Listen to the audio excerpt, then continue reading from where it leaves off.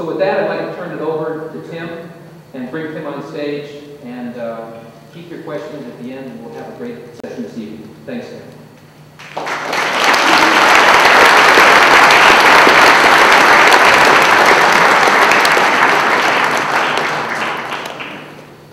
So, I must admit, one of my failures is leaving absolutely to the last minute to figure out what to say in the talk. And in fact, I was going around taking polls last night for people I met at the bar about what I should say. And I've been asked to reminisce and ramble on and give anecdotes. And I think that's the sort of thing that's expected of a fellow. But I also had a bunch, a majority of people saying, hey, could you talk about the semantic web thing? And I think, so I'm sorry, as a fellow is supposed to mainly reminisce, what I will do is I will talk mainly about the semantic web. However, I will allow myself to digress whenever I feel whatever comes into my head, and to put it in context with a bit of history. Now, this stuff has, in fact, this material is on the web, and in fact, I presented it before in the UK, and I don't suppose any of you were there exactly a month ago. I talked about this at the Royal Society. Has anybody seen the webcast of that talk? Apart from Bebo. Bebo, you can ask them for your money back when you leave. Okay. So we'll settle up afterwards. But basically, when it comes to the semantic web, I found that I need to do it with diagrams. I'm sort of diagram-oriented person. So what I'm going to do, first of all, which is kind of funny anyway to do it, is to go back to before the web, because actually. For a lot of people, some of you sort of not bearded or grey-haired, or sort of you don't have the distinguishing marks of people who remember well back before the web, and to just remember what it was like then. Then I'll talk about some of the things which I feel are important about.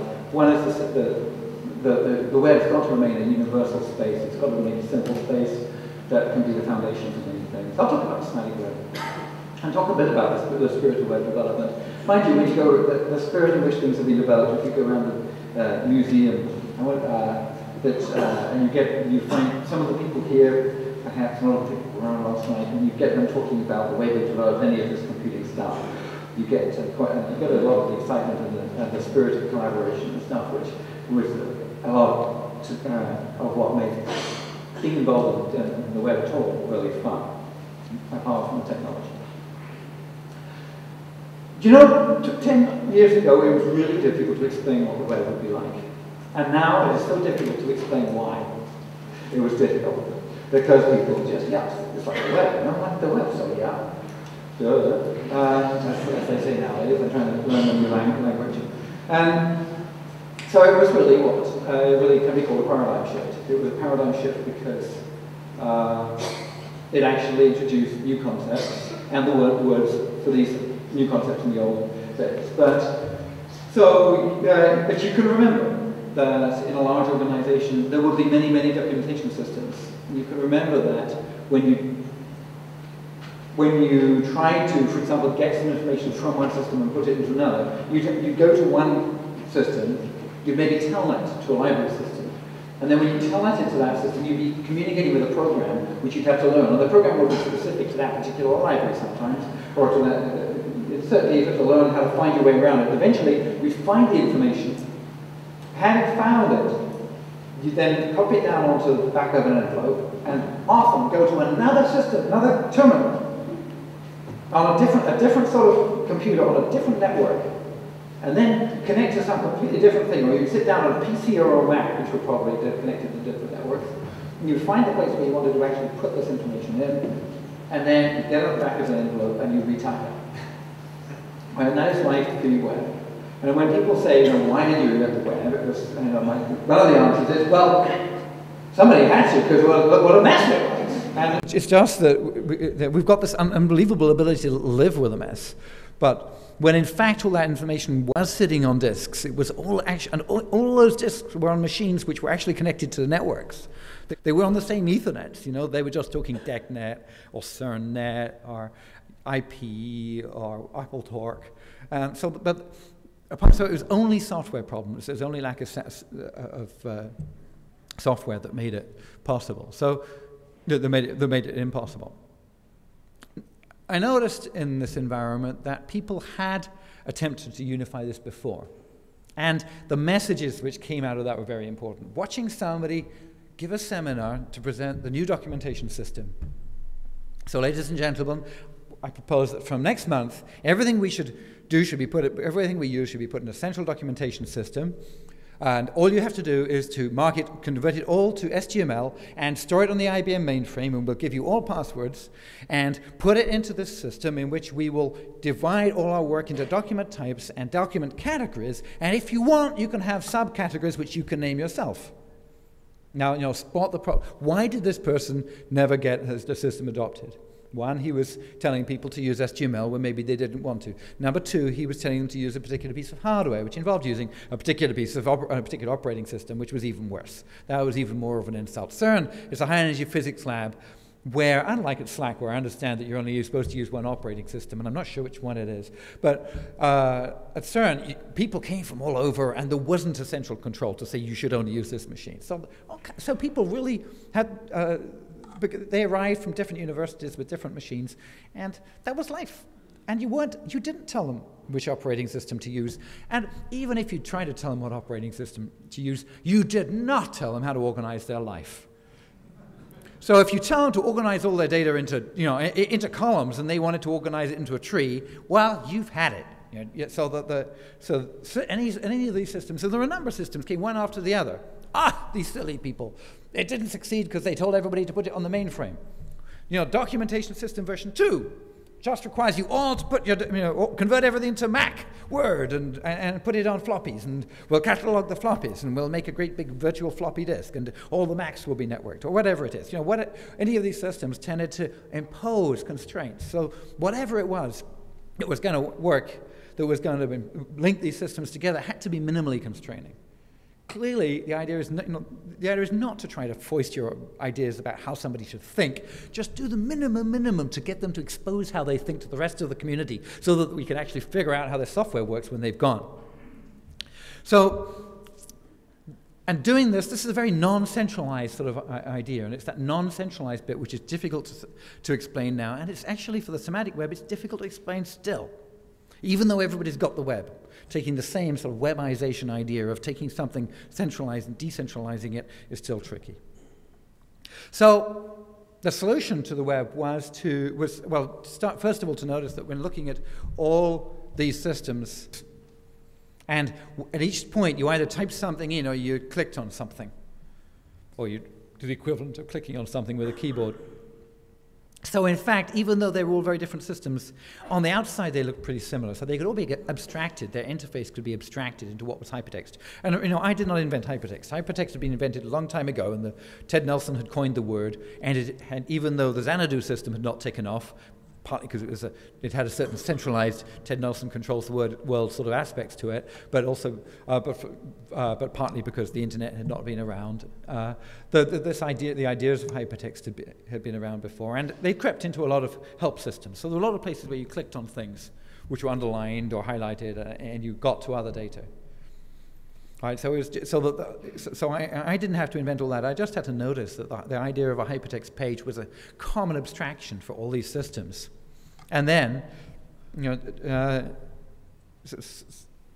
the idea that instead of in a hypercard system where a link can go to somewhere else in the hypercard stack, just to generalize that and say, actually, we're going to make a space of universal identifiers, which will actually be global, and will give everything a global identifier.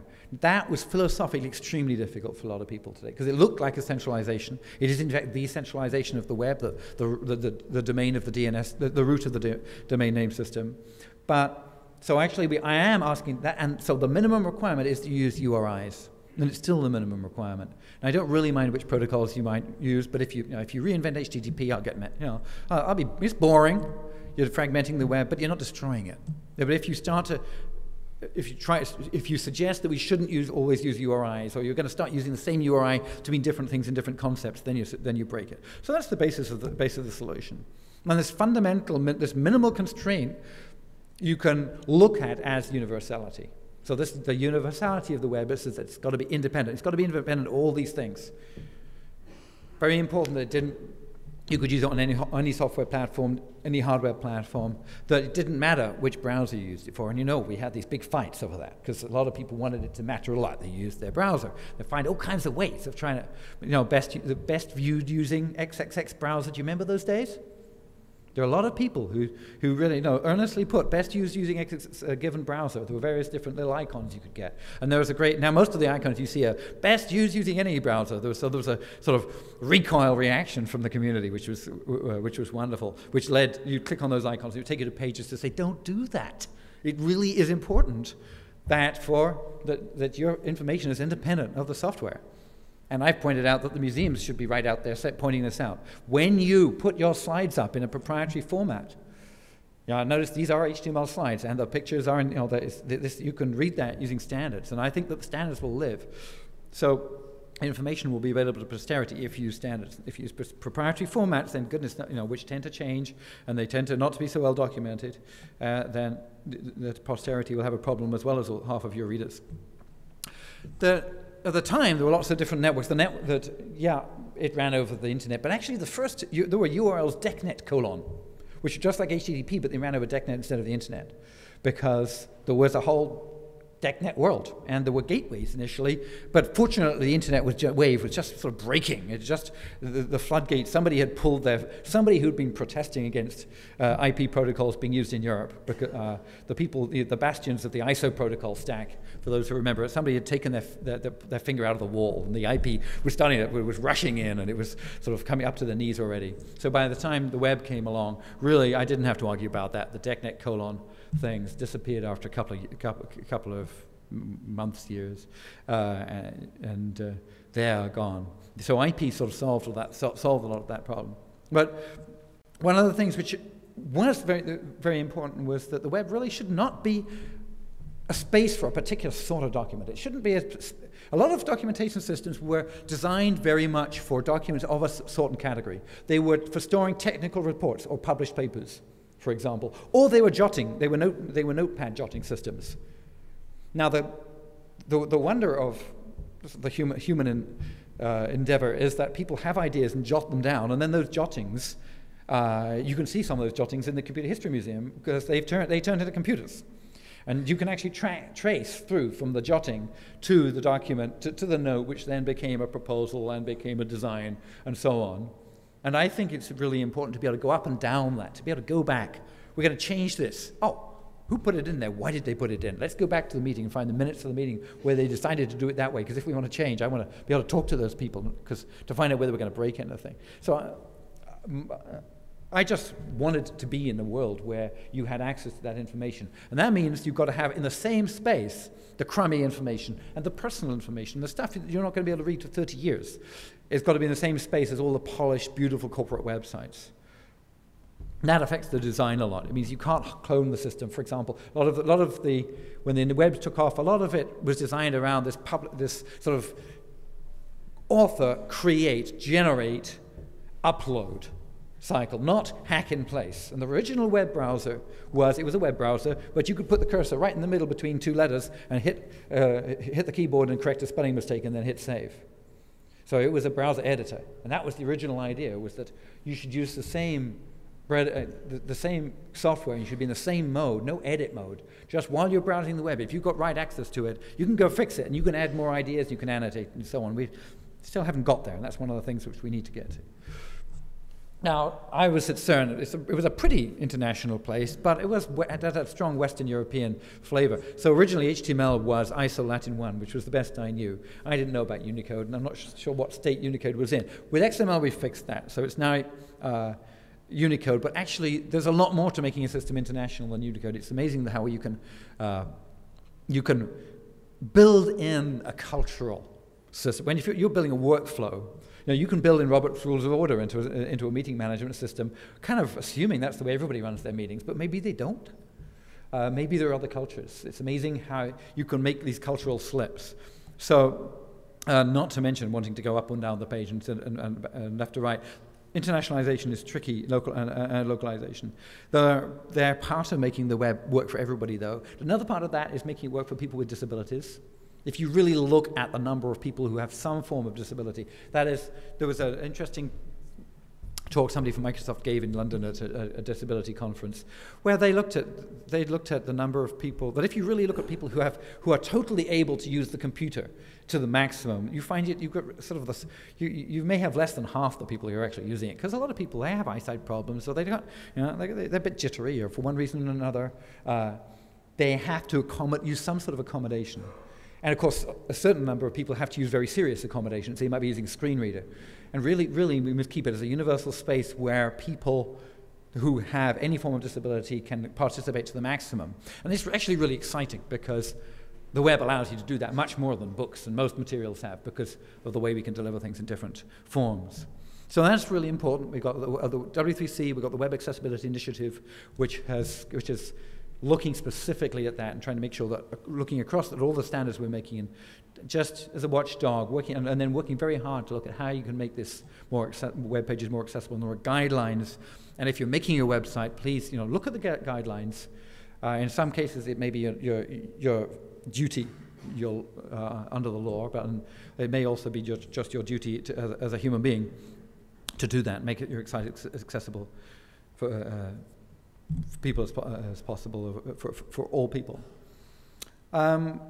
Now, one of the techniques you use when you're making something accessible is that you separate the idea of what your data is from the way it's presented. This is what SGML was about in the first place. There was a separation of form and content. The idea that this is what I mean, this is a heading, and the presentation is, this is pink 36 point. Right. Now, a lot of people, when they first started up making web pages, they did it as though they were doing it with a paintbrush, and they just said, this must be pink 36 point. Wrong. That won't work on my cell phone. And it won't help if a screen reader is reading this out. It won't know how to pronounce pink 36 point. If you mark it up as a heading, that's useful. Now, if you go a little bit further, you don't mark it up just as a heading. You actually mark it up with what the data means. Never mind what the web page says, but the data here is, we're telling you about that the weather today in the Bay Area was 70 degrees and sunny, cloud level 0, temperature 70 degrees Fahrenheit. And you can just send those two numbers across the net to something which will, if you send them with terms which the machine can understand and then explain to you in whatever way you like, read it out to you as you're driving, put up pictures of a sun and for the kids, or read it out or write it out on the screen in any language. So that brings us on to machine processable data, because then when you've got that, not only can it be treated by a person, it can be presented by a person, but it can also be analyzed by a machine. I'm going to spend a lot of time talking about that. So the universality of the web is the most important thing for you that I want to get across to you. It's the sort of thing we must preserve for lots and lots of reasons. We will have to keep fighting for it for many, many years. And if that's all you'll be able to remember, then feel free to leave at this point. Okay? All the rest is optional. So now I'm going to take you back, though, if you want to 1980, before the web. This is the rambling bit, and this GIF was, of course, produced for an 80 by 600 display, and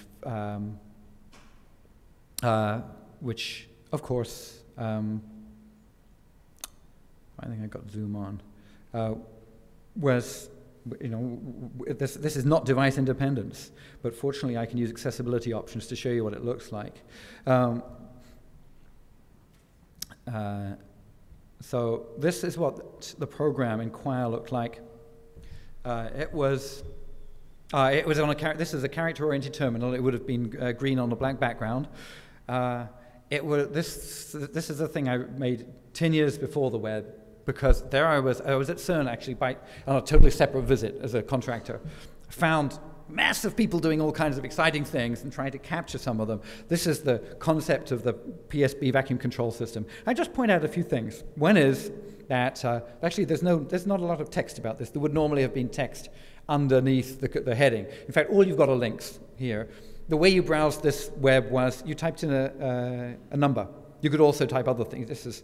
You typed N and it prompted number, I think, and then you could type one of these and then hit return, and it would take you to one of these other things. It was a mesh. The only way you could add to this, at any point you could add by saying, I want to make a new linked note, and it would prompt you for two things.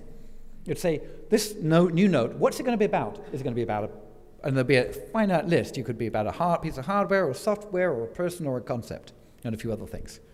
And it would also say, okay, so what's the relationship between what we're looking at here? This is a control system. It was described by, it describes this document. See, described, as you look down here after one, it says described by inquiry system. So that described by is the relationship between this concept and the thing whose title is the inquiry system. And this system includes the vacuum history system, which is another concept. So this thing was not just capturing what you typed in. Yeah, then you could type in any text you wanted, but meanwhile, it was sneakily trying to extract the semantics. What is it? Trying to get hold of the org chart, trying to get hold of the dependencies, trying to find out information so that you could answer questions. If this guy left the organization, then what would go wrong? Is there anybody in my team who has written a piece of software for which they have not written documentation? Now, this is sort of questions if you're managing a group of people. It's a classic question to ask, and it's a classic question not to get an answer to. So, so the idea was, if I could get everyone to use this by making it a really, really easy thing, I could sneak this information, and then at the end of the 6-page manual, which I produced at that time, then there was a suggestion, and if everybody did this, wouldn't it be neat? Because then we could analyze it all. Now, actually, 10 years later, we made this was a 10-inch floppy disk, and when I left CERN at the end of my 6-month stint there, I gave it to some guy who was a system manager on the Norsk Data mini computers. The guy's name was Brian Carpenter. I didn't know he'd later become the chairman of the Internet Activities Board and many other things in the IETF, but at the time he was in between then, he was going to be one of the people who fought the IP viciously, trying to make sure that the ISO standards prevailed. But basically, we neither of us know what became of that floppy disk. So I've just got a few screenshots of the Inquire system. But when the web actually happened, notice that we lost the typing. We never when you make a web page, you don't tell the computer what it's about. And when you make a link from a page of a person to a page of the organization they work for, you don't tell the computer that this person works for this organization. And for 10 years, there I was feeling that this is a crying shame.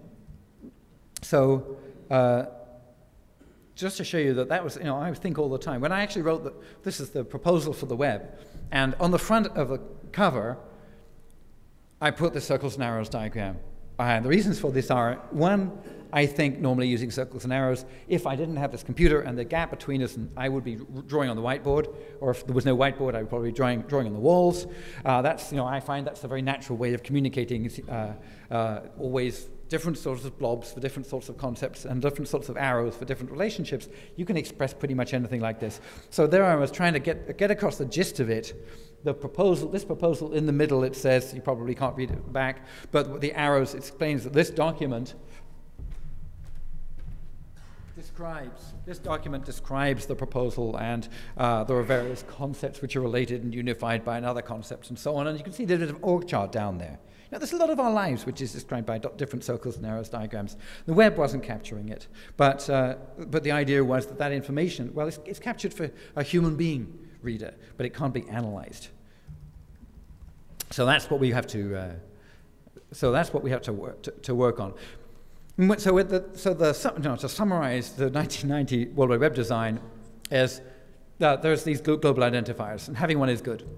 And so you should use one. If you're designing things, you should make sure that things are identified with URIs. And that's the main thing. And there are lots of URI schemes. Making them new ones actually is not a good idea. If you're a member of a company which has invented a URI scheme in the last few months, please go to the person who did, talk to them about it, and send them to see me if necessary. No, I'm kidding. No, but get them to talk to the URI coordination group. And why? Why is that actually, every time you invent one of these, it's kind of costly. The whole community has to learn about it. There's one scheme which is HTTP you can use for a lot of things, which allows you to take, it defines a space of names of things. It allows you to dereference, it allows you to people to publish things and other people to look them up and get data. It allows lots and lots of data formats, and just as URIs allow many protocols, HTTP really does allow lots of data formats, so it's much cheaper to invent a new data format than a new protocol. And so, you know, maybe the person that you're talking about should be inventing another language.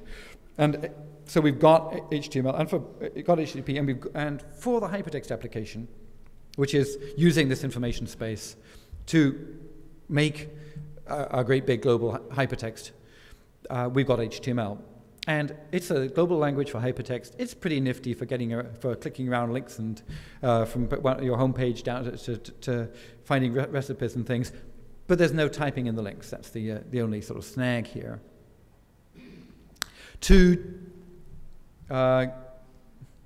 Just to mention what happened, this is a log scale. This is a log scale up vertically.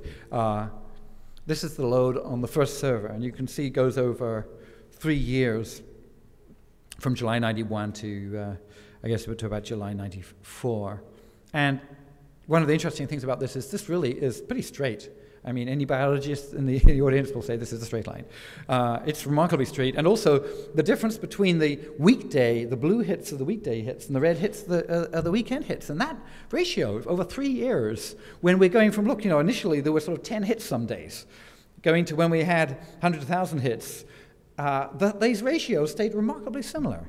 So there really is some exponential thing going on. Somehow, there was a certain proportion of the people who read our website went away and told other people to go and get browsers. And then they installed those browsers and then started reading the website. Somehow, there's a really strong exponential law. And that happened for the last those 3 years. And people ask me, when did the web really take off? When did it suddenly explode? And for a lot of people, individually, he came across it in 1993, 1992. For them, suddenly it burst upon them. But and they found one particular website which really turned them onto it, and they became aware of it. But you can see, for the folks who were there from the beginning, it was exploding. It was a sort of steady Big Bang, but it was continuing to explode at the same exponential rate, just a factor of 10 every year. And that's just on one web server, remember. Never mind the explosion in the number of web servers. 1993, a lot of companies were becoming aware of this, and I got a visitation once for a bunch of people, and for 4 people from Digital Equipment Corporation came into my office at CERN in Geneva, more or less unannounced, just called from reception, which was pretty unheard of. I didn't have a lot of visitors from the States. And they sat there around a table and said, look, we're re-engineering a lot of our company around this thing. We understand that it's based on some standards, and the standards are written on web pages, and the web page is on a disk somewhere, on a machine somewhere around. How do we get in the loop? How do we know when they change? How do we change them? How do we make sure they're stable? Could we have some sort of a group or something? So I chatted to them about what would be a good kind of group, and of course they had good feelings about the X Consortium, and they gently nudged me in the X Consortium direction. And I traveled around the States. In '92, Larry Macenta arranged for me to stay for a month at Xerox Park over here, and I stayed with Karen Sollins, was my host at Lab for Computer Science at MIT, and I talked in between to various people and figured out that we did need some sort of a consortium, and the industry really needed some umbrella under which to meet where they could rapidly enhance the protocols, but in a way that they remain stable. So this is the sort of the charter of the consortium, more or less. To implement new things, and to make new standards, very much to be implementation driven. When in W3C working groups, like in the IETF, though, if you've got running code, then it speaks volumes over the eloquent discussion of how things could be.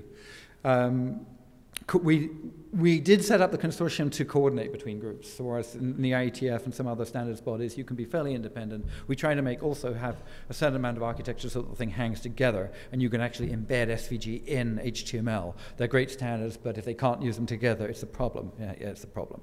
Some of these things are difficult. And we tried also to keep these values of internationalization and accessibility. And we've also, of course, in those days, everything was royalty-free.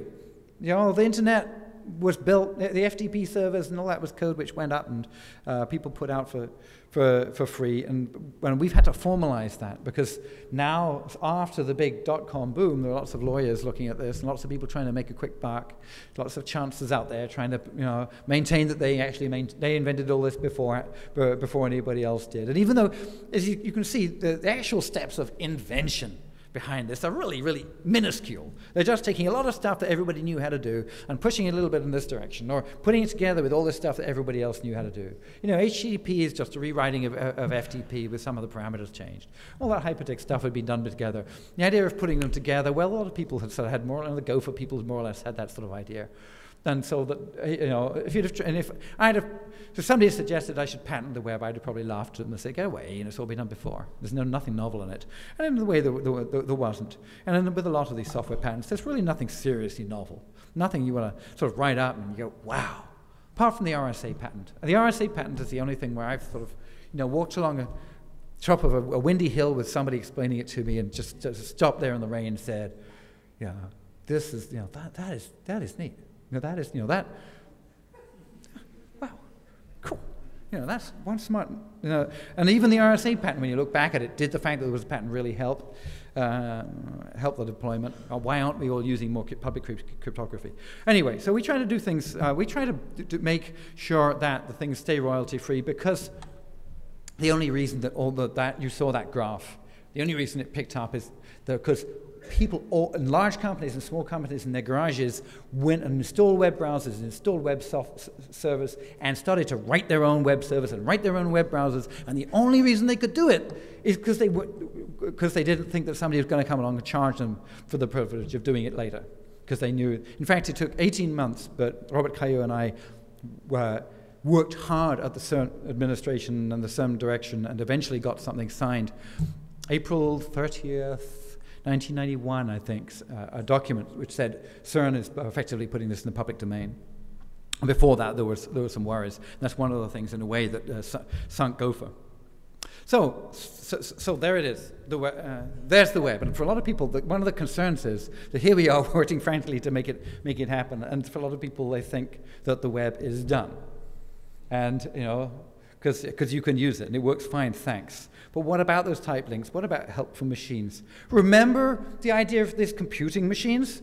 That the idea they help us solve problems? What does your computer do to you? It brings your problems in the inbox, right? 100 at a time for you to solve, right? Does it help to solve them? No. Can't even separate out the spam.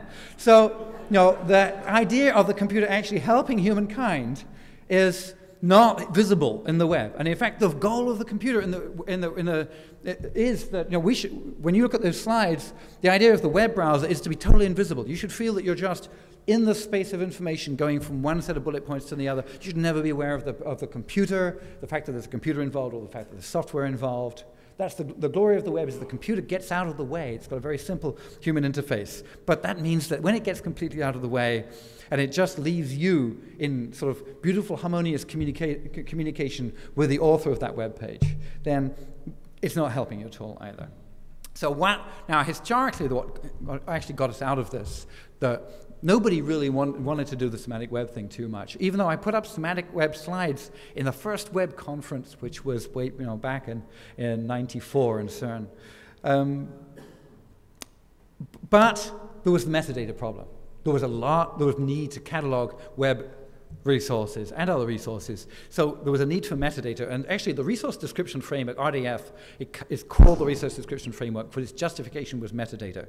And in fact, it was PICs. It was labeling things, being able to exchange information about which things were porn sites and which weren't. You know, there was a big drive to show that you could make whitelists and blacklists, and you could make filtering software, so you didn't need to have have federal censorship from Washington.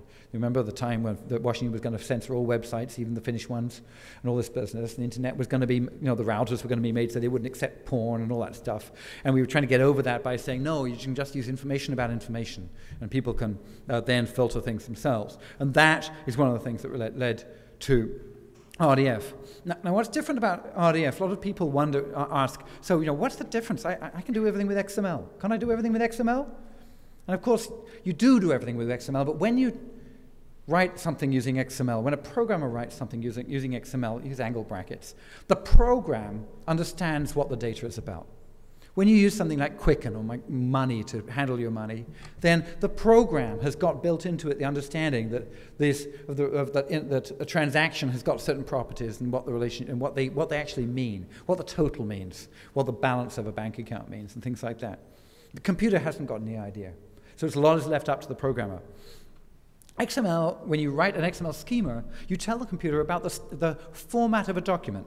So suppose you're designing a form for registering a motor vehicle, and you may tell the computer when you write the schema, you may say, the form contains a single field for the registration number, and that field, well, it'll have an alphanumeric value, and there will only be one field. And that tells the computer about that particular form. Now, the equivalent in RDF is that you can write something about the information you use for registering a motor vehicle, but you say a car has a single registration plate number.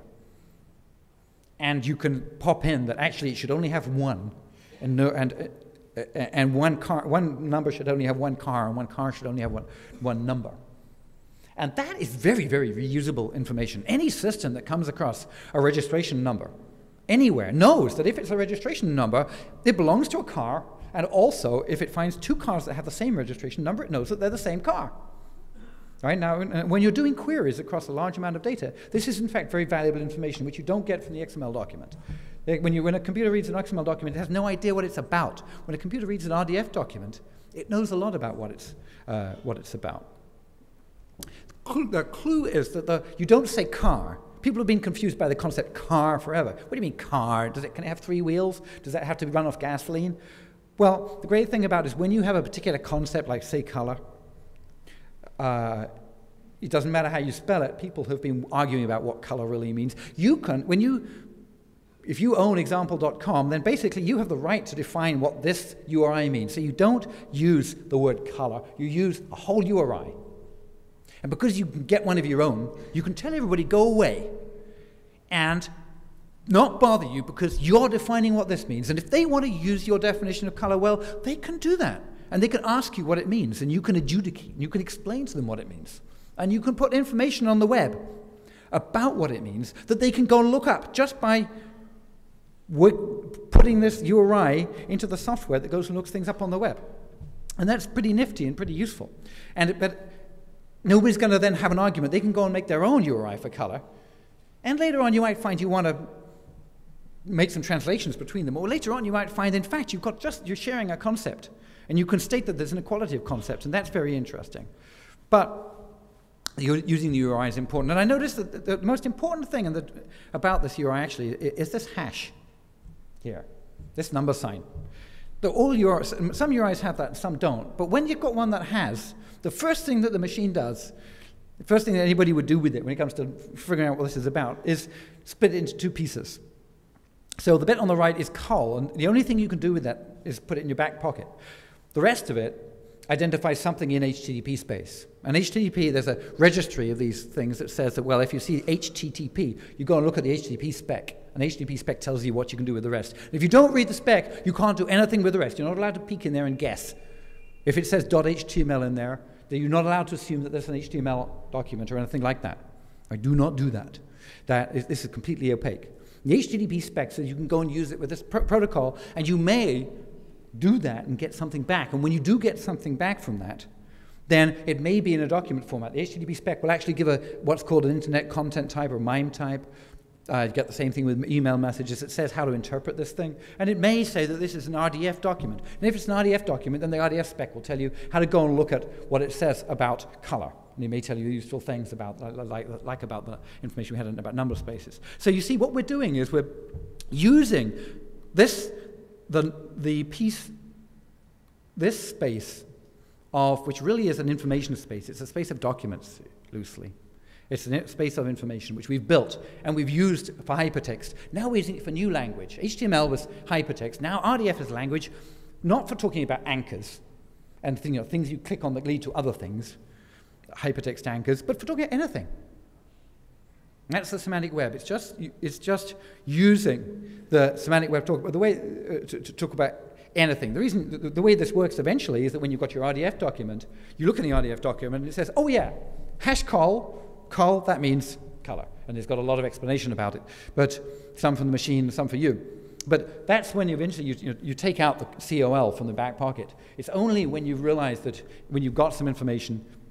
Actually, you can talk about this thing as an abstract concept, but if you want to go through the whole network thing, then col only actually applies, it's actually treated by software when you've got something back and you know what language, what system you're talking about. So different languages, you can make completely new systems on the web just by inventing new languages, and that's a very important flexibility point.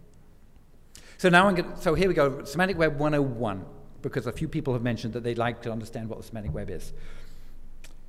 It's very, very simple. Most of the data out there at the moment is in relational databases, and relational databases can be built up of these atomic units which relate something. They say that this column is all about a particular car, and this particular column may be about the color property. And this one particular cell says what value it is, that this car is red. So there's a relationship between the subject and red is, in fact, the color relationship. And that relationship between two things, that's equivalent to the good old circles and arrows. Remember the circles and arrows? This is a talk about circles and arrows. So, again, we've got these three things, the subject, the relationship, and the value. Car, color, red. You can put everything in that form. You can encode this stuff in XML. Now, the RDF spec tells you how to do that. And it's nice and simple. And you could, for example, you have a table of data, a rectangular table, and you can think of that as circles and arrows. You can think of that as the relationships between, for each thing, this car has, for this property has this value, and this property has this value. You can turn it into circles and arrows. It's a kind of boxy circles and arrows diagram there, but of course, great things with circles and arrows, you can do trees too. Remember, each of these, the blue arcs, are colored with a particular blue which indicates what URI, what we mean by color here, and all the blobs are identified with URIs too, so you can go and look up information about them. Because they use URIs, the really nifty thing about this is that if you've got one piece of data and another piece of data and they use the same URIs for the same thing, when you take, say, your graph from the table and your graph from the tree, and you load both of those in at the same time, they can overlap. So actually, you merge these data, the merging of this data happens very, very naturally. That's one of the first powerful things about RDF. You get data from over here and data from over there, you just throw it in together. You just basically concatenate it. And you end up with this. Now, that picture, it's not a table. It's not a tree. Tables are really easy to deal with, and trees are really easy to deal with. And people like to be in tables and like to be in trees, but the big world out there is full of tables and trees. And actually, when you look at the tree-oriented data, it's like the original documentation systems. You know, everybody has their own tree root at a different place. Everybody thinks about things starting from a different place. They categorize things, yes, often in tree things, but if you know, look at the way people design the folders on their computer, for example, or they organize their mailboxes. Everybody does it differently. So if you take all the trees and you superimpose it, you end up with a big tangle. So whatever you use to represent knowledge has got to be able to represent a big tangle. So here's some circles and arrows from a blue RDF document. It's about a person attending a meeting. And if you might read a green and a red document, and then you end up with more data. Merge just like that. You try doing that to an XML document. If you want to merge two XML documents that come from different applications, first thing, yeah, sure, you can do it. The consultant will do it. Okay? And the consultant will first go and interview the person who made the first XML schema, and find out what they meant by all the fields. And then they will interview the person who made the second XML schema and figure out what they meant by all this information. Then they will try and figure out how the information on one relates to the information on the other. And then they will invent a third XML schema for expressing the result. A new document type which can include both sorts of information. And then they will write an XSLT script, which will they will customize for taking information of type A and information of type B and merging it and generating information of type C. And that's really straightforward. XSLT is a nice programming languages, and you only have to do this for every pair of applications in your system. And and there are plenty of consultants out there who will be happy to do it for you. Whereas with RDF, you just concatenate the files and you're done. Now remember I mentioned that the properties in the table, they're identified by URIs. When I merged those two graphs, we saw what happened when you merged when you had an individual, a person who's identified by the same URI. What we're doing here is we're looking at the property. Do you know how many times people create new databases and they talk about zip codes? Like all over the place, there are people producing databases which have got zip codes in there. And does the computer know that they're all the same concept? No, it doesn't. They call them zip. No, if the computer relied on anything being called zip, being a zip code, it will be a disaster of the highest magnitude. But so what happens in the semantic web is first we say, go use completely different identifiers. And then when you know that they happen to be the same thing, say so. So you have an RDF triple which says zip here is the same as zip code there, and we mean the same. And then a query which you used to do in this system can be converted into a query on this system, and later query on the whole semantic web. So you see that what's one of the fundamental ways about how the semantic web works is that people they're thinking of concepts. These are hard concepts. These are things that which describe the way their computer programs run and their ATM machines run, and describes how the properties of bank statements they get back from the web. And when people do that, sometimes a person designs a few concepts just for use during an afternoon and never tells anybody else, and then forgets all about them.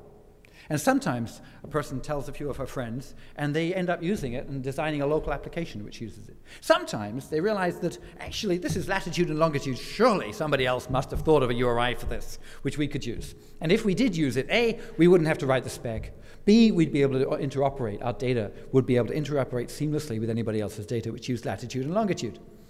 Now, latitude and longitude, of course, is a great, mysterious, and extremely deep subject. But, you know, people carrying GPS, but there's a lot of work being done on it, and there are a lot of people who actually use, you know, the sort of latitude and longitude which you get out of a GPS device, and they exchange that. And to have, for something like that, for something like feet and inches, perish the thought, or better, please, meters, when will you guys get around to using them, then it is really valuable to have some global standards. And anybody who's tried getting involved with them knows the global standards are extremely painstaking to make. They take a long time. You have to get a lot of people, bright people, to compromise. And so they're expensive. They take a lot of time. So that you're not going to have them for everything. So that's why we're going to have the semantic web is going to be a very rich mixture of lots and lots of local concepts, lots and lots of medium-sized concepts, enterprise concepts, and a few global concepts. It's going to be a big, interesting mix. It's going to be fractal. It's going to have interest on lots of scales. I tried lots of different ways of doing this. I tried explaining how applications connect through the common concepts. I tried crossword diagrams and three-dimensional diagrams, and I ended up with the good old Metro map. At a science museum, you can now buy a book about how Mr. Beck designed the London Underground map, and how his design was rejected as being too, this topological design was rejected, and how eventually it got picked up and then became loved by all the people who used the London Underground, and there's a whole story about it, but would you believe? And here, I'm using the lines are concepts, like, for example, latitude and longitude is the green line. And in my address book, I note down that a certain person, people, the concept of people is the yellow line, is at a particular address, and I might put a zip code down, and that zip code can get me an approximate latitude and longitude. So, actually, from my address book, I ought to be able to draw a map, a large-scale map. If you look at information like information about an event like this, actually, that deals with all kinds of things. It was actually it was free to come in, but this one they didn't charge for. But it's information about events often has information about people speaking at the events, about when it's happening, and about where it's happening. So it connects on the timeline, and these are the things. These common concepts are the things that will make the semantic web work. Being the fact that you can get from one application to another by going through these lines. So, one of the things I want to do that frustrates me, one of the reasons why I desperately want to make the semantic web, just as I desperately wanted to make the web 10 years ago, is that if I take a photograph album, which I've made using one of the, there are a bunch of pieces of software for making photograph albums on this machine. If I take one of those photograph albums, drag it by its icon, and drop it onto my calendar, What would I expect to happen? Well, of course, the wise amongst us would expect nothing much to happen. Sort of boing, bounces off or something. But now what should happen? Well, if we take a lot of information about photographs and drop it onto the calendar, what could happen is that the calendar looks and says, ooh, lots and lots of RDF, lots and lots of stuff. Can I have that in RDF, please? Thank you. So it goes to the clipboard and says, can I access that in RDF clipboard type? Comes back and says, ooh, don't understand shutter speed, don't understand JPEG, don't understand date time. Oh, this has got a date time, it must be an event. No duration. Well, 60th of a second, I can't show that on the calendar. But I will take this as a point event, so I can display this as a point event. So I will just give it an arbitrary icon. Oh, it's got a little icon. I'll do that. Oh, that's good. It's got a small icon. So it's got a description. Oh, I can make a nice event out of this. I know. I understand enough about it to turn it into an event. So the nice thing is that there's a quick negotiation. That the thing is that can I have that in RDF, please? The calendar absorbs it and finds a circles and arrows diagram with lots and lots of information it doesn't understand, but extracts from it enough to be able to drop little icons, maybe even little thumbnail sketches for all the photographs I took all over the month in which they were taken. Now that's useful. And in fact, there are lots and lots of really, really useful things that a computer ought to be able to do. When you went to this, you're at the web page for this event, and what do you actually have to do? If you're using a computer, it's on your laptop, you found the web page for this event, and you make the one-bit decision, I'm going to participate in this event. So what do you do? Well, what you do is the first thing you do is you cut and paste, you copy the information about the event, and then you go to your calendar application, and you remember when it was in your head. You go to the calendar application, and you manually scroll through. This is where I always make the mistake, put it in the wrong year. And you scroll through, and you try to find the right time, and you hope that you got it in the right time zone. So, and as you scroll through this stuff, and you open a new event, and then you paste in the description which you got from the web page. Now, on that web page, there's also there's information about where it was. Maybe you'll cut and paste that in. Maybe if you really want to make this system work for you, you will copy the address where it is, because you're going to use your GPS to find your way around this strange state, and so you're going to. So you go to one of these map sites, and you can't paste in the address exactly, but you actually have to paste it in a little bit. You have to put the street in here, and the city in here, and the state in here, and then you say go map, make a map, and then you get a map, and then you know that there are some of these map sites where they still have the latitude and longitude on there if you go into the right mode, and you find the latitude and longitude, and you get a piece of paper. And you note down the latitude and longitude on the piece of paper, because when you get to your GPS, as you leave the house, you pick up your GPS, and you've got these 5 buttons, right? And you can, it's got a USB connector on it, but actually you're going to use the 5 buttons to put in the latitude and longitude so that it can show you where to go. Now, you got your address. Your address book knows when you're doing. Did I say address book? Your calendar knows when you're doing this. The address book should know about all the people. There's a list of all the people organizing the meter. Do you copy those in? No way, you're exhausted by this stage. So you print it off and you stuff it in your back pocket. And when you get there and it says, and you really need to know who it is, it says, click for organizing committee. You go, rats, I didn't click before I printed. So there was this one-bit thing. What should you have done? You should have said, I'm going to go to this. And the computer should have sucked off the information should have gone to the RDF version of the page. It said, all right, give me this in a form I can understand. All right, this is an event. In fact, the moment you browse this thing, it should have picked up the fact that there's an event here. And so a little thing would have popped up, maybe not the horrible paperclip, but assistant of your choice would say, your Semantic Web friend will pop up and say, an event, and there's a couple of buttons, ignore, or participate. And you hit the participate button, and then you've got rules. If I'm participating in an event, then during the time of the event, from the start to the finish, I am at the physical location. And the machine will immediately, the machine will know to put in your calendar. It will know at the particular time to put in your GPS. It'll know to ping you a suitable amount of time beforehand, etc., etc., etc. So it should be just a one-bit click, and that computer's got all the information. And you have to do it instead. So that is, as Dan Connolly says, doing things that, when I have to do things that the computer could do for me, that is the bane, he says, it's the bane of his life. That's why he's working on the project. So Semantic Web works by connecting things. I just found out one more thing before we leave this slide. The pink line. In this company, the customer relationship management, the CRM, and the engineering team share a concept of part numbers. Which part number have you got? And the catalog tells people, which is public, uses the same concept of part number. But frankly, the concept of part number and some of the information about the parts, really that's company local. So a lot of these concepts, as I said, are going to be company local. They're going to be enterprise-wide. Some of them are going to be personal, but a lot of them are going to be enterprise-wide. They're not all going to, some of them are going to be restricted to particular communities like the tech community, where some of that may be physical data, maximum operating temperature, which general public wouldn't be so interested in. So there are lots and lots of layers. And some of this information is private. The address book information is generally private. The event information was public. Maps are a mixture. The parts are enterprise-wide. So we're talking about, yes, it looks like one great big semantic web, but in fact there's a lot of granularity. There's a lot of richness to it. There are lots of, different bits of it have different access patterns. Some bits of it you're less likely to believe. It's this great big fractal web of concepts. It's working across all kinds of different boundaries.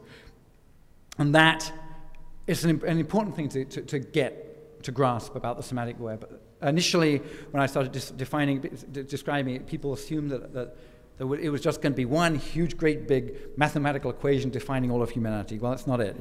It's a whole lot of different documents which have very, very different statuses. And the tension between making the local sticking with a local standard and not talking to other people, and going and trying to get a global standard will always be there. That's just part of, actually, it's part of the development of cultures in society. It has been since, but the development of language. It always will be. It's a very important part of how society works. So society always will be that fractal tangle. So the semantic web must be able to represent that, so that part of being universal space is it must be able to represent a great big mess. And it must be able to operate on different scales. Your life is a web. Your data will be a web. And it's so, I presented that last bit from your personal point of view, but when you look at where the web's actually going to take off, people ask what the killer app is going to be. And I'm sorry, there's not going to be a killer app. The whole point about it is that it connects applications together. It was like trying to sell somebody on the first web, by showing somebody a wonderful web server. It was never going to work. The exciting thing is being linked to lots of other ones. How's this thing going to take off? Well, one of the areas might be in the enterprise. Enterprise application integration is currently a huge problem, number one. There's a lot of people understand how much money they're spending on solving it. They're writing lots and lots of these little XSLT programs. Every time they want to connect two things, they write one of these. They put some consultant effort in as one of these yellow blobs. So what RDF offers is a sort of hub system, which allows you to just once convert each system so that it will output RDF and input RDF, and then you can operate much more easily within this single RDF system. And currently, that is the way RDF is being sold to the enterprise. This is the way you can avoid the huge cost of enterprise integration. Obviously, with time, you want to take out those yellow blobs. The next time, if it costs you money to write a yellow blob, next time you make your catalog so that with a software which just works in RDF, and the yellow blob disappears, and everything gets much easier. So when you're building an enterprise system, and you're integrating these things, ask for RDF. If you don't ask for RDF, you'll end up with a system like this, but where the central thing is a proprietary node that's been put in by your enterprise application integrator, and they will own how that works. And if you want to fire them, they will take it with them, and you won't have your data. So you have to ask for your data back. You have to say, when you've integrated all my stuff, will I have my data? Will I be able to read it? Will it be in RDF? Okay, try asking that. Because if you do get an RDF, if they humor you and you give it an RDF, then as the future becomes more and more RDF-y, and as there are more and more people who do this, you'll be able to just trade these things, and the whole system integration thing will become a vanishingly small problem anyway. Vanishingly small. There will be integration tasks, but they will operate at a much higher level. There will be a huge set of these tasks which will disappear. And of course, the real reason if you're here, then you're probably interested in the history of computing and where it's come from, where it's going to, and you'll probably realize that the really exciting thing actually is not using RDF within your enterprise. The really exciting thing is that if everybody does that, then you'll be able to connect to everybody else on the great big RDF bus. Right? Now, you can't sell this now. This is not a reason for putting RDF into your enterprise, because there's nobody else on the bus. And just like with the web, I initially had to sell it as CERN, a way to get at the CERN phone book. And it was written up in the press at one point as a way of a strange way of getting at the phone book data. But you have to justify it. You have to find a way of making this work out as regards to the bottom line now. So now we've got, with the semantic web, we've got the design, and we've got the bottom, and it's just the same old web, right? But you notice that we've got bottom two, we've added another dot. We've got HTML as a language for hypertext, and RDF as a language for data. The data in our lives. Actually, there are lots and lots of languages that deal with this. RDF is the bottom layer. When you describe the concept, that's called making ontologies. It's a kind of fancy word, and it's got a lot of other meanings, like most words. But this is sort of an embellishment of RDF schema to make it a more powerful way of describing how the concepts relate. And the next thing we're going to standardize is the rules language on top of that. And it would be very nice if we could have a logic framework which allows you to take all the different rule engines and write down the axioms and explain how each of the pieces of the semantic web worked in, say, first-order logic or some other more complicated, horrible modal logic or whatever it takes. And, of course, the moment you get into this area, you get an awful lot of logicians and, not to mention, philosophers arguing about sort of where exactly this fits in the philosophy of mathematics and logic, and whether it's all possible. So the green piece I'm not going to hold my breath for. It would be exciting. But the blue piece actually we can do on top of rules. The blue piece says that a lot of the algorithms that people will develop on top of the semantic web is going to be a very exciting space. There will be a huge number of really exciting new applications that people develop once there's this amount of data out there. And some engines will have really weird ways, fascinating new heuristics for ways of finding the answers to questions. And not everybody will be able to do that. So you might go to a system and say, hey, this guy's walked in with this credit card. Can we use it?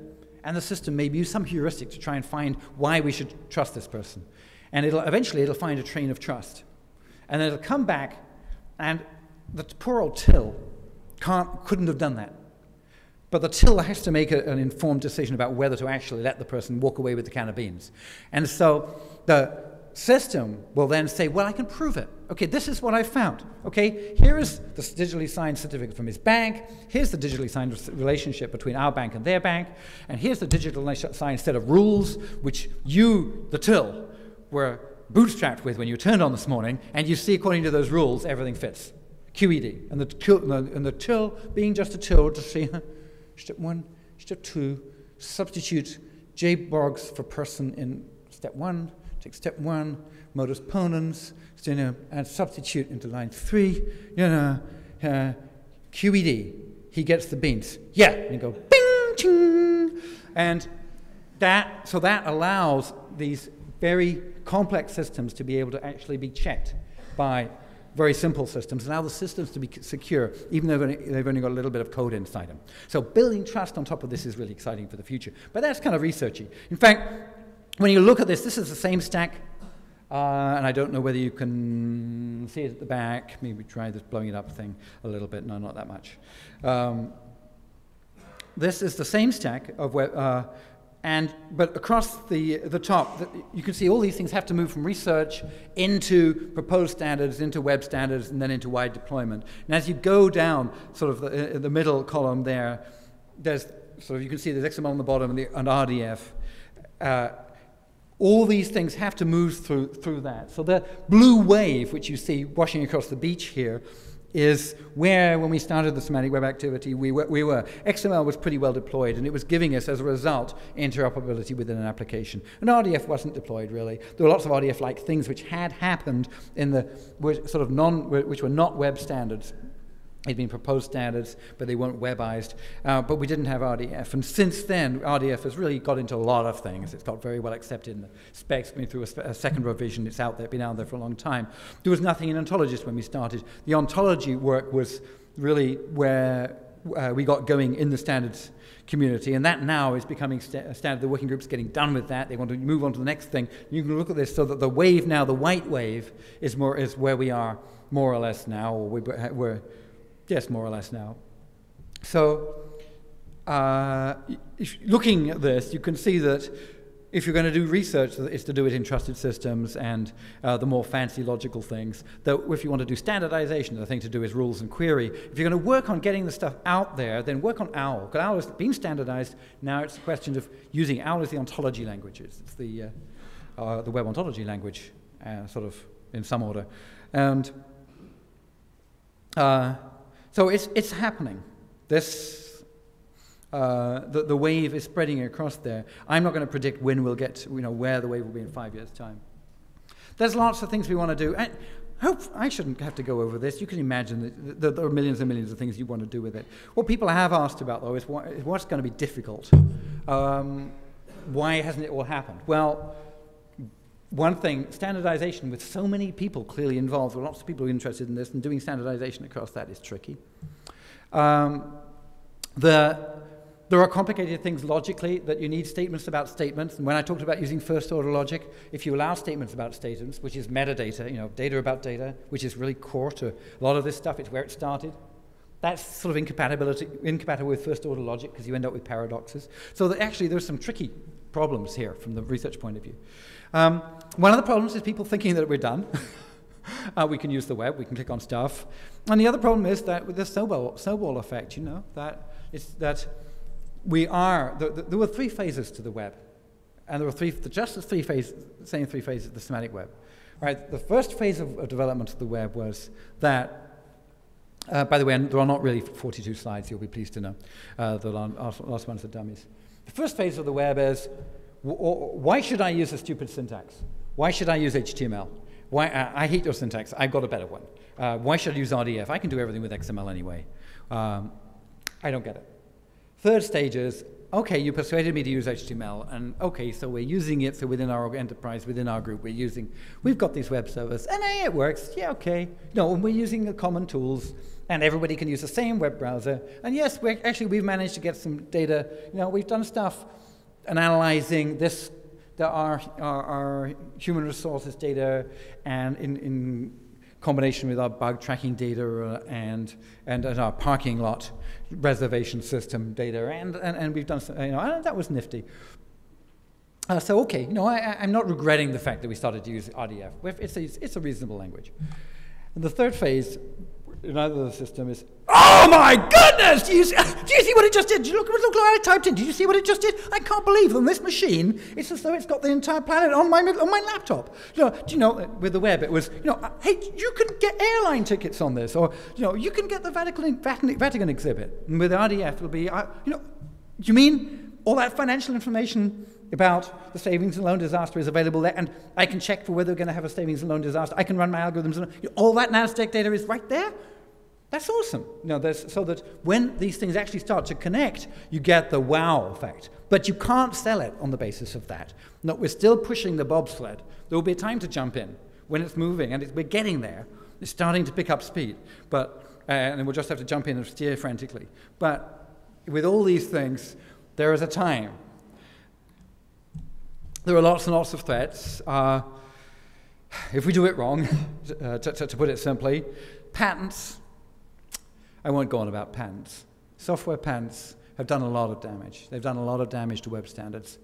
It's not real ones where some inventor is really being rewarded, but the cowboys, and the fact that, and the nuclear stockpiles, the fact that large companies keep huge amounts of them just in case one of those cowboy companies comes out of the woodwork and threatens them. You've got to have so many patents in your portfolio that they won't even think about it. They won't even dare. It will be too horrible. And when you've got a situation like that, do you remember what the stockpiles were like? When somebody just says, there could be a patent problem around the P3P standard. Have you ever seen a room empty? Really, really fast, and stay empty for 2 years until we've spent $150,000 getting a lawyer to make a statement that says, bullpucky. There is no problem. That patent does not apply to that standard. 2 years. This was during the dot-com boom. This was the privacy protocol, which wasn't really, most people just wanted as a hygiene thing. They wanted people to be happy about privacy as they browse websites. They just wanted the privacy preferences panel to work on websites so they could go shopping. People go shopping happily and spend more money. And the patent was demonstrated to be a nonsense problem, but the fear, uncertainty, and doubt is what does it. And it stops the investment, and it stops the standard taking off, and it destroys all the new markets that you're going to build on top of it. So it's economically a disaster. So we've worked really hard, and now the W3C has got a policy by which people, one by one around the table, actually all together, in synchronism, say, royalty-free, this standard, for standard for doing this, I will if you will. Will you? Will you do it royalty-free? I'll do it royalty-free. Will I do it? Yeah. Will you do it? And sort of everybody turns their cards over at the same time, and so they go through as the spec goes through the process. People can back out and say, "Oh no, we didn't realize. We actually there is a patent here," and you can start to negotiate and figure out what to do about it. So there are exceptions and things, but basically there is an understanding that we're going to try to make the foundation for the next generations to be royalty-free. And that's and this is very important. Another threat, of course, is that you all go out there and say, hey, Semantic Web is so cool, I'm going to go and buy it. And you go down to a sort of software store and look on the shelves and don't find it and get upset. So keeping the expectations right is really important. I've gone about how you should use the web enough. I'm going to close just saying that this technology of the web has been good fun, but the really important thing has been that it's been great fun doing with people. Initially, when I originally made this web browser thing, it was a web browser and a web editor, and it ran on Nextstep. So I sent it around a news group for people who used Next. And there weren't that many people. Unfortunately, it was a dwindling number as time went on. And I sent it around a news group of people who are interested in HyperText. Alt.hypertext, an alternative news group, how humiliating. And and then I sent it around among the high energy physics community, because after all, I had to persuade them because they were kind of paying my salary. So, and it spread in those sorts of ways. But then the word got out, and some of these wacky people on the alt.hypertext groups, they send me emails in the middle of the night, their time, and saying, before I went home, I just installed this web server, and I put some silly photos on it, or I put a dinosaur exhibit on it, or I put check it out. And I kept initially a list of all the web servers, of course, which you need to do in the early stages. There's a list of all the Semantic Web ontologies, which you need to do in the early stages, but there won't be in the end. And the spirit of all these people just working together and throwing stuff in, and the fact that a lot of times you wouldn't meet them for 3, 5, 15 years. But you meet people who'd actually had been a part of it, and they had that you could just sort of see the twinkle in their eye from the email which came across. Thought it might be a sort of nifty idea. Thought this would be kind of cool if we did this. And in fact, they've done something. Steve Putz at Xerox PARC made the first map server. He had some free census data, which he'd been playing with for another project, and he made the first dynamic map server, which you could zoom and pan, all the stuff like all these commercial sites based on that. He did it really early on and demonstrated, and there was this huge aha, ooh, yes. Now, a lot of those websites were actually virtual websites. They were generated by programs. People didn't realize that until they saw the map server and realized that, oh, this can be dynamic. Ooh. And then all kinds of interesting virtual things came out. So it was a great community, and it still is. The exciting thing about the Semantic Web is that the big companies, some of them are actually attacking it, and some of them are a bit confused about it. Some of them are a little not quite sure what to make of it. So there's some small, medium-sized companies that are totally committed to it, and there are a bunch of people in their garages again. Just as good.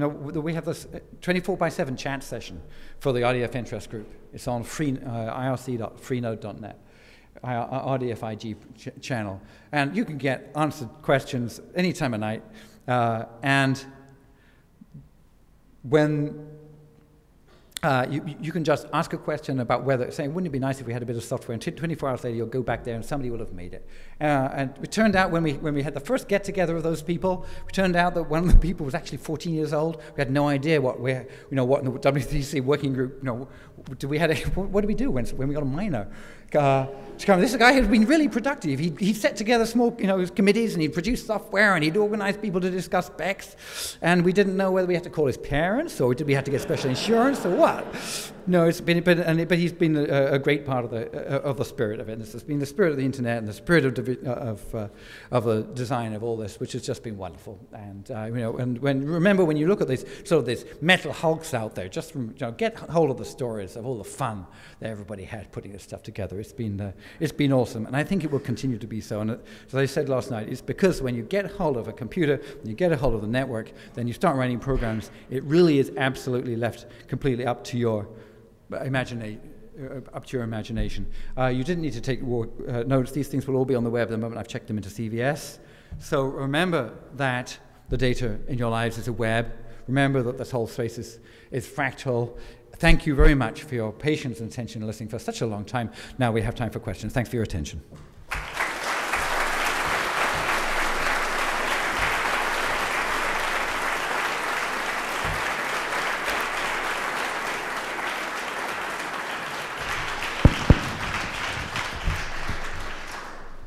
We're going to alternate two people giving mics out. Please say who you are for the record.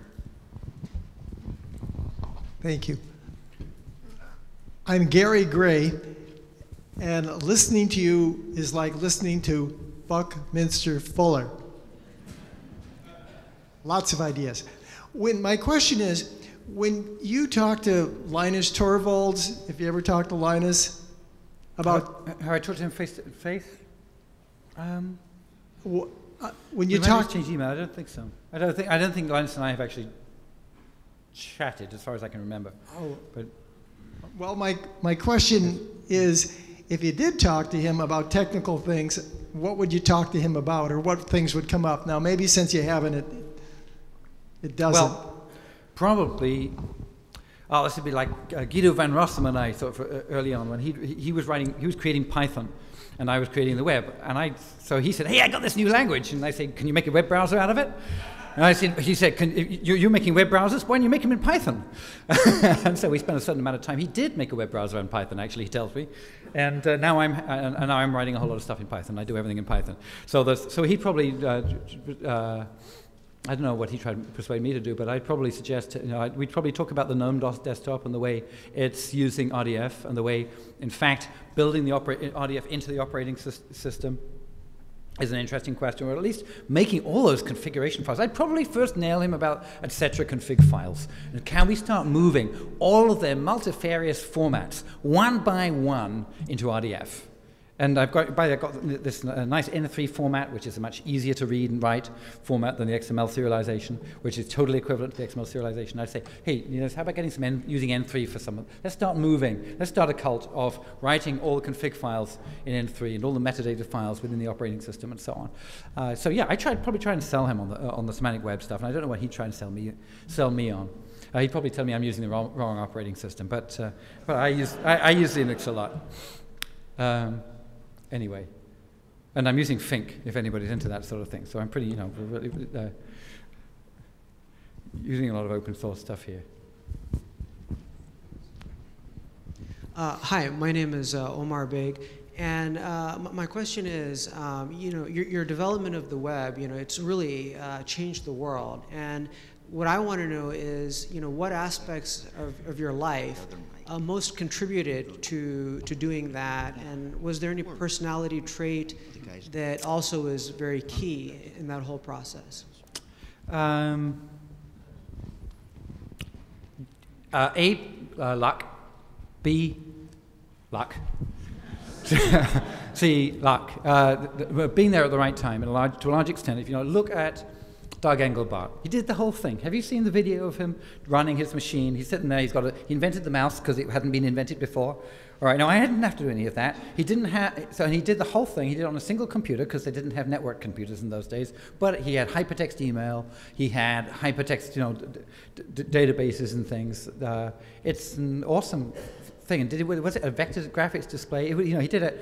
There's a great video of the demonstration that he gave, and you'll see that actually he'd done it all before. Go back and read Vannevar Bush's article about the Memex, Okay, he didn't even though he was funding the development of computers and stuff, he didn't actually realize how they could be involved and did the whole thing out of photocells and mechanics. It's like a sort of photoelectric Babbage thing which would retrieve information. So I happened to be in an environment like CERN. I was very lucky to be working at CERN, which was heterogeneous, had a serious documentation integrations problem in spades, had a very heterogeneous environment, was a sort of microcosm of the world from the point of view of trying it out. It was like a petri dish for developing a new culture.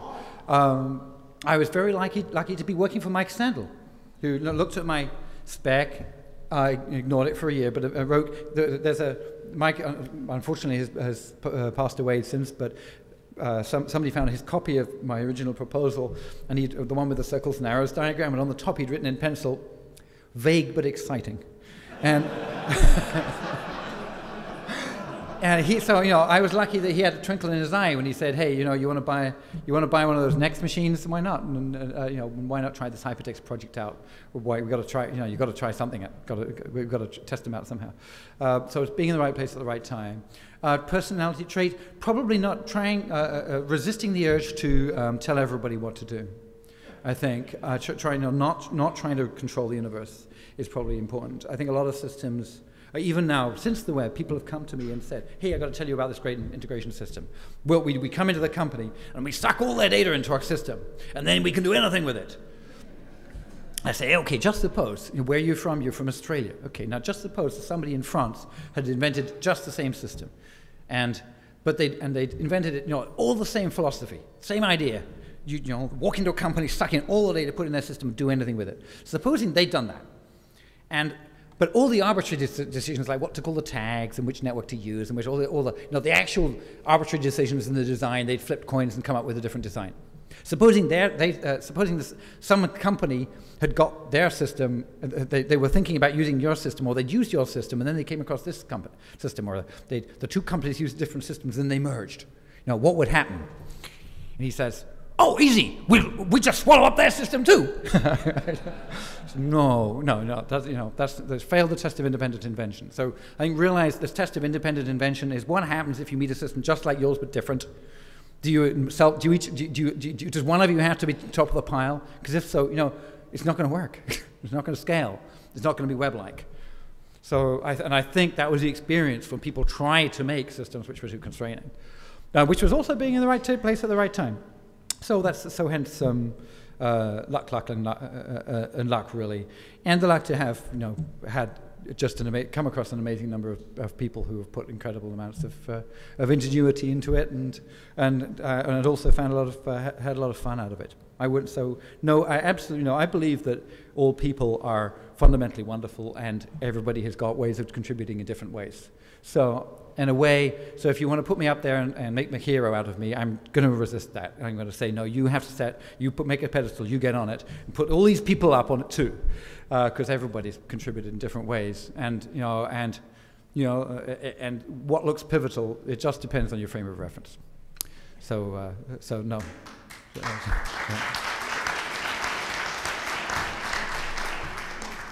My name is Paul Borrell, and my question is, why did you design links on the web to be unidirectional? In other words, clicking from one page and not be able to to come the back. second page, there's no implicit way to click back from page 2 back to page 1. Right, because otherwise it wouldn't have worked. Can you say more about that? The question was, why are the links monodirectional? So consider a web. There are lots of HyperText systems. Almost every HyperText system which had been built until that point had bidirectional links. And in fact, it was a credo that when you build your CD-ROM of your HyperText presentation, that there will be a central links database. It'll keep track of all the anchors. It'll know which of them lead to which, and it will make sure that you don't get in, that everything connects. That if there's a link going that way, that you can also find your way back. In fact, that's one of the added values that a HyperText system gives you. That if you make a link to something, then you've got the extra information when you're at something that actually has been referred to from here. Now, of course, you can do that as a second-order thing on the web, but fundamentally, as a first-order thing on the web does not require that the link goes in both directions, because if the link goes in both directions in a distributed system, it has to be stored either in both places or at one central place. Most hypertext systems use one central place. If you store all the links in one central place, this has the advantages of making me the ruler of the entire planet, because I can always charge you for storing them. Okay, it has a disadvantage that I will never ever keep up. And of course, you won't want to make me king of the entire planet and pay me 10 cents a link, so you won't use it anyway. You'll set up lots and lots of competing centralized systems, and because they're built to be centralized, they won't interoperate, so there'll be lots and lots of fragmented webs, which in fact was kind of the system beforehand. So the decentralized system doesn't work. So why don't you store the information at both ends? Well, that in effect is much more appropriate, but both ends, the ends are very, very different. You can actually, of course, use one of the search engines to find lots of incoming links, and you can build, a lot of the blog systems do this. With the talkback features, they allow somebody to register, I got a link to this, and to build the backward links. But to do that, you need some social understanding. Can you imagine if automatically, every time somebody made a link to the White House page, the White House had to make a note of it, acknowledged it, and before that link could exist, there had to be a protocol across the net which would acknowledge it and store the other side of that link on the White House page. Well, actually, the White House is concerned with lots of things, but they can't keep track, can't afford to keep track of all the people who link to their page. So that it wouldn't work socially. And also, even if you did do that, you're storing the same data in two places. Okay, anybody here designed a database system? What don't you do? You don't store the same information in two places. Because the first thing that happens is that you make the assumption that it's the same data. Second things that happen is one day it isn't, and the whole thing falls over. So so you can't aim for this consistency. So error 404 is why the web works. I'm sorry, that's the sacrifice. So if you want the answer of why the other question, why does the web work? It's because it made the sacrifice of allowing there to be error 404s. Sacrifice totally. My name is Kurt Gowan. Sorry to yell. Where are you? We could use a little heat from those vacuum tubes downstairs. One thing to add to your list of challenges is how messy real-world data is. I was just thinking about what I know about car license plates and how car gets wrecked and the plates are moved, or the front plate is stolen and gets on another car. And so I think that's the other thing to add to your list of challenges. Messy data, messy, that's true. And in fact, that's why, and I'm really trying to get people to use the semantic web on the very clean areas. So representing things where you've got a very clean, like bank statements and things like that, where the data, or GPS readings, where you've got pretty well understood bounds on the data, and the meaning is, and yes, using it for, when people start trying to use the semantic web for things like whether somebody is polite, or or fuzzy things, or they start hauling in data which is dubious from doubtful sources, then obviously you have to use all kinds of heuristics to turn it into reasonable data, and you always have to bear in mind that you're using data which may be faulty and stuff, and that is real life. And most real semantic web agents will be doing that unless they're in very limited closed worlds. Yeah, in fact, we're going to build a semantic web out of overlapping limited closed worlds. I'm John McCarthy. I would take my hat off. One thing that I'm unhappy about in the development of the web is I'm a scientist, and the improvements for the benefit of mathematics seem not to have been made, so that when I read science or nature, the formulas are just awful, and they've been awful for many years and haven't improved. However, the second point, and there will only be this one, is more important. With regard to the logic, there are a lot of discoveries yet to be made. Nobody's going to go up and take the logic and say, oh, KIF is good enough, let's standardize on that. My opinion is that that won't work, that it can't be done till there are more discoveries. And the community that is making these discoveries is the knowledge representation community within the larger artificial intelligence community. Now, I understand you don't like AI. Well, I'll deal with those one at a time. First of all, when you're publishing a math paper, yes, you can use MathML, but which you can embed in HTML, and some browsers will handle it. So in other words, there's a bunch of mathematicians who've gone to the trouble of making the language. What you have to do now is to somehow give the mathematics community a sufficient voice, a powerful voice, to get it implemented reliably in lots and lots of browsers. Or get them all to use one particular one, perhaps. So yeah, that has been a problem from the early days. And in fact, it's a bit silly because I'm told that if you look at newspapers, you'll find, so in almost any newspaper somewhere, there's a little bit of maths. So people actually do need to use mathematical symbols somewhere, just every now and again. So typesetters all have to be able to handle it. So why can't browsers all handle it? And there are lots of things where the technology is there, but it hasn't been deployed enough to be used. So that was like CSS style sheets were like that for a long time. We've got SVG is a very exciting technology, which has got, in fact, is quite well deployed for doing diagrams and stuff, actually, which is quite heartening. It's still not available to every single browser instantly. It should be just wrapped up and sent with everything. Scalable vector graphics are good, good way of doing it. They're much better than putting your diagrams in GIFs and stuff, because you can scale them up and down. And so MathML and SVG they are there, and it's a question of deployment. And I sort of sympathize with the problem. Now, as regards the logic, yes. There are, as I said, there are some fundamental problems out there in that there are different applications where people want to use particular logics. There's a group of people doing description logics. There's a group of people who want to do first order, and a lot of people who want to make it. Some people who want to make it simpler. Simpler than DL and so on. And you get clashes that I feel it's very important to have quotation in there, but most of these things don't mix with quotation at all. And yes, you're right, and the people who've been playing with this for years and years are the KR community. In fact, one of the things I've suggested is that people should go to existing things like KIF and webize them. In other words, do a version of KIF, which has got, of your favorite flavor of KIF, which has got URIs in, which has got some namespaces at the top, and then uses URIs, and just see what happens when you take a lot of that stuff and use it in a web-like fashion. And then you'd be able to take RDF, for example, and OWL, and convert it into KIF, and it would carry through through the namespaces and be back convertible. So I suggested that should happen. So yes, that's all happened, like a lot of really useful and very important things. Important techniques and important languages, they've come out of the AI community. And that work is really important.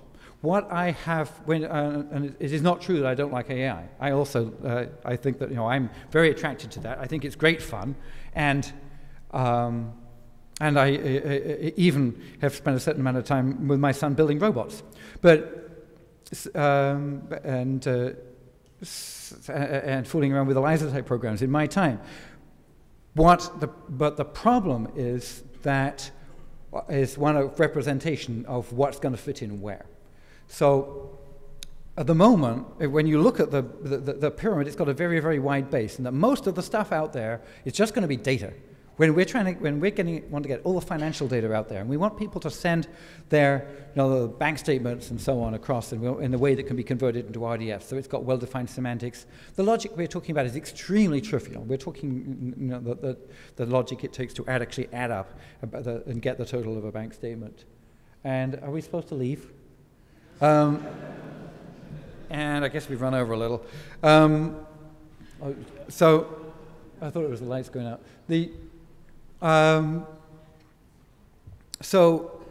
And in fact, when people design ontologies, most of them are just defining classes in domain and range. Then now with OWL, some of them will probably define inverse properties and a few things like that. But they are not using description logic to its full power, and that some of them will probably, a lot of rule-based systems out there. But most of the work which will get the biologists talking to the chemists does not involve a lot of complicated logic. It's a question of what is the term we are going to use for a hydrogen atom. I was down at Slack trying to suggest that people should define a good URI for each particle, and get the particle database out there and just do it. Just convert it into RDF and stick it there, so that when I talk about a new meson, I can give you a URI for it, and if you don't know what it is, you can go look it up and find out that it's a particle. And it's just very, very simple classification.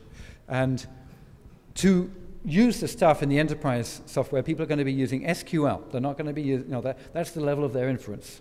They're going to be exporting this stuff and making systems which will be reliably ordering large quantities of soap powder when they want to, and sending out large numbers of soap, of bars of soap to the people who sell soap. And we want to make, so I want the basic, I want the bottom layers of the pyramid to be defined so that we are not getting into heuristics. We're not waiting for all these logical questions to be solved. So it's a question of messaging. The emphasis for deployment is on the non-AI-like stuff, the stuff which is just relational databases in a straggly, semi-structured fashion. Okay, because that's what drives industry, and that's what industry will commit to, and that's where you will get all the data. Now, when you've got all the data, it is going to be the most amazing playground for doing trying different sorts of inference, for trying when you have, for example, huge number of rules exposed, even if they're boring SQL-like rules, if they're horn rules, if there may not be things you find exciting, then just having a very, very large number of them and finding what heuristics for these for situations where all the parameter knobs have been changed, where we've got large numbers of rules and huge amounts of data, and we have to find a path through that. Even though we'll be able to probably index all the rules on the planet on the laptop fairly easily. So I think that the number of questions, so yeah, I think that all the work that's been done in this area will be, I think it's all waking up, and people there'll be a huge amount of investment necessary, and there'll be a lot of research being done, and but every time you call it AI, if you say yes, the semantic web is great AI, it's reasonable in that it's reasonable to take credit for the work that the AI community did in producing the languages and producing the techniques and producing things like Lisp, and the KI work and KIF and a lot of the KI work, and we've got the agent communication languages and stuff coming up. Yes, it is reasonable for the AI community to take credit, but it is unreasonable for it. But what we don't want is for this label that it's going to actually, we're going to make artificial human-like intelligence the strong AI label to get attached to what is, incorrectly attached to what is really extremely boring from the AI point of view. It's just huge amounts of stuff in the initial phases. Does that make sense?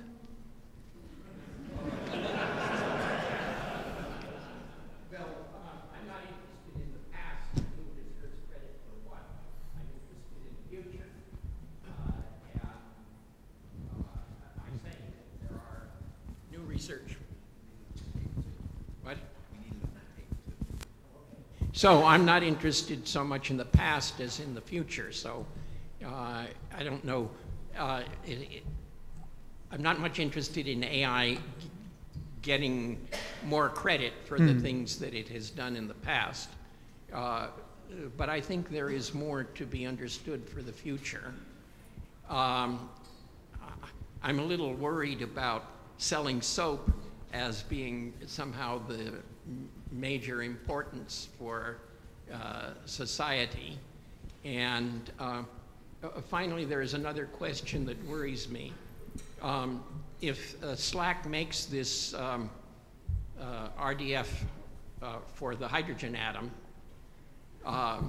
then what if they want to change it next year?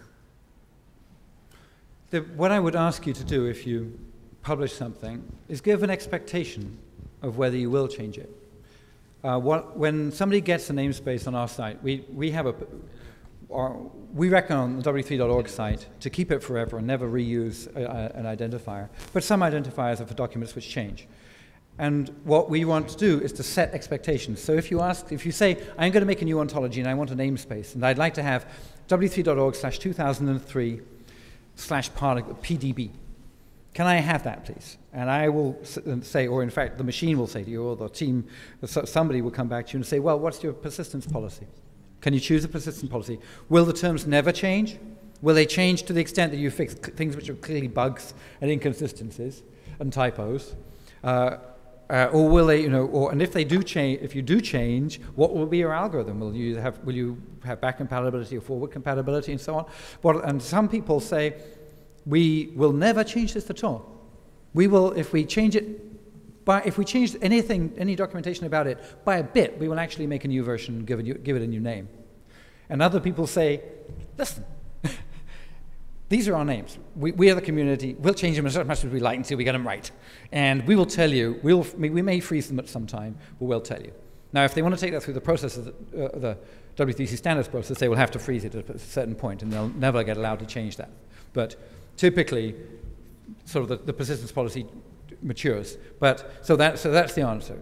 I don't mind whether they change it or not, as long as they say up front, they make promises about whether they will, and if they promise not to change it, that then they stick to it.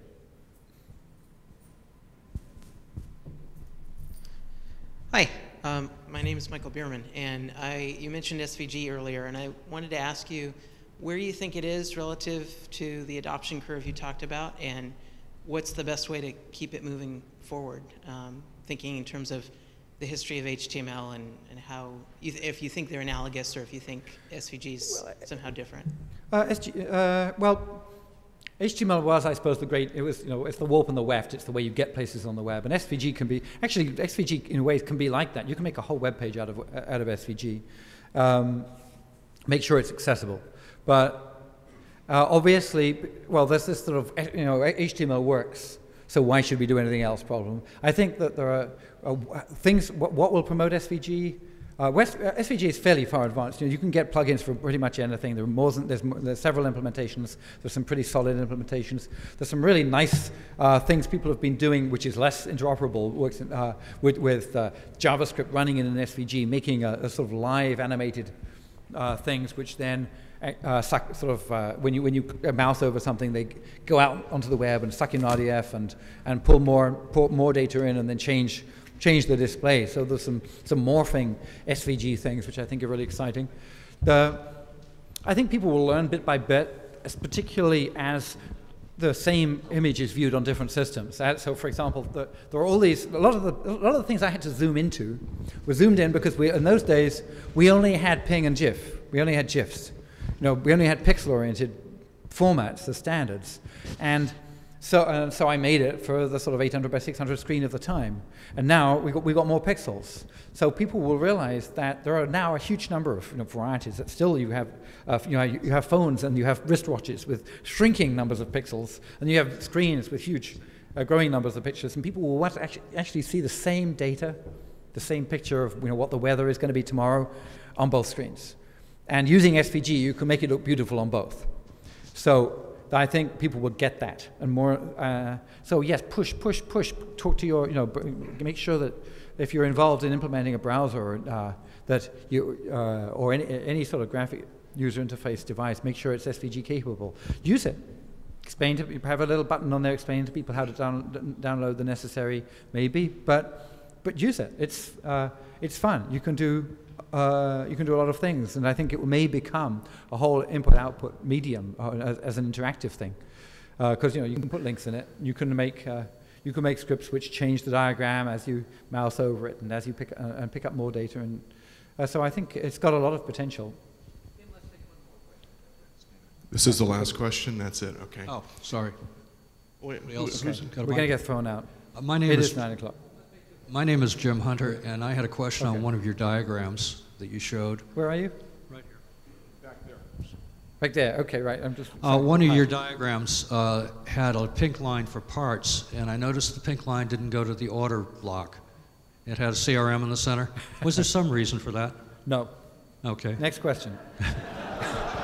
If surely that will have 3. I love that answer. The last question. I'm Chris Primesberger. I'm the news editor of the Open Source Development Network. I have one question for you. What would you like to invent next?